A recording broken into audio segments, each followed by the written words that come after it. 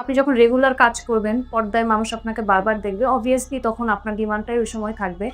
সামনে যখন উনি আবার কাজ করবেন, হয়তো এই প্রজেক্টের অনেক কিছু উনি আরো বুঝে, আরো বেটার আউটপুট দেয়ার চেষ্টা করবেন।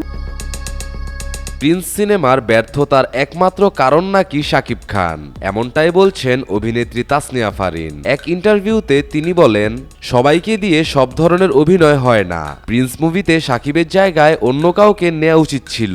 শাকিবের অভিনয় দেখলে আমার মনে হয় সে কোনো প্রিপারেশন ছাড়াই শুটিং করতে চলে এসেছে।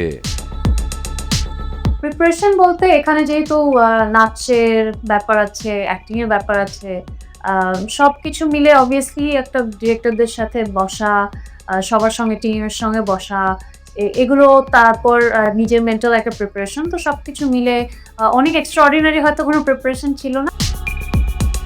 সাংবাদিক তাসনিয়া ফারিনকে প্রশ্ন করেন, আপনি বলছেন শাকিব ভাই নাকি অভিনয় পারে না, তাহলে আপনি কেন তার সাথে ছবি করতে গেলেন? আপনি কি ভাইরাল হওয়ার জন্য এগুলো বলছেন? উত্তরে ফারিন বলেন, কোনো না কোনো একটা কারণে, কোনো না কোনো একটা ফ্যাক্টর মিলছিল না, হচ্ছিল না ব্যাটে বলে। তো আমি চাচ্ছিলাম যে শাকিব ভাইয়ের বিপরীতে অবশ্যই এমন একটা ছবিতে আমি কাজ করি যেটা ছবিটার গ্র্যান্ডনেসটাও যাতে সেরকম বজায় থাকে, যাতে করে মানুষ একটা খুব ভালো প্রজেক্ট উপহার পায়। ফারিন আরও জানায়, প্রিন্স সিনেমায় সবচেয়ে বড় রিস্কটা আমি নিয়েছি।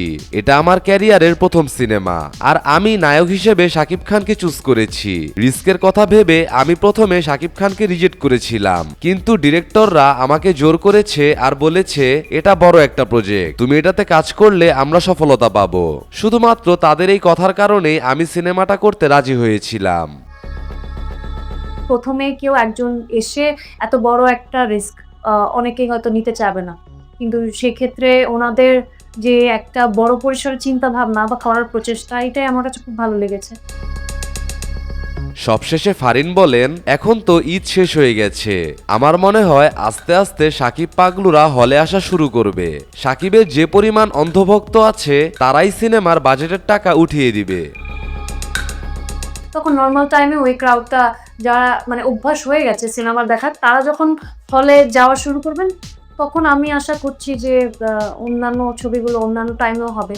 এবং ঈদ ছাড়াও কিন্তু রিলিজ হচ্ছে ছবি, তো সেগুলোরও ভালো ব্যবসা দেখেছি আগে হয়েছে। আসলে ভালো ছবি হওয়াটা ইম্পর্টেন্ট, ডাজন্ট ম্যাটার যে ঈদে আসছে নাকি না।